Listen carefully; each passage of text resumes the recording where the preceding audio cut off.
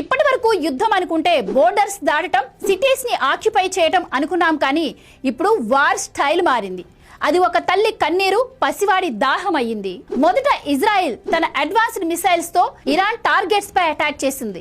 దీనికి కౌంటర్ గా Iran missiles తోనే కాదు, మైండ్ తో కూడా యుద్ధం చేస్తుంది.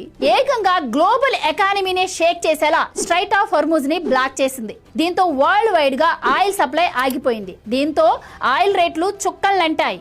కానీ ఇరాన్ అసలు ప్లాన్ ఆయిల్ దగ్గర ఆగలేదు. సౌదీ అరేబియా, యుఏఈ, కువైట్ లాంటి దేశాలకు సముద్రపు నీరే ప్రాణాధారం. అక్కడ ట్యాప్ నుంచి వచ్చే ప్రతి వాటర్ చుక్క కూడా డీసాలినేషన్ ద్వారానే వస్తుంది. అంటే సముద్రంలో ఉన్నటువంటి ఉప్పు నీటిని మంచినీటిగా మార్చడం వల్లే వస్తుంది.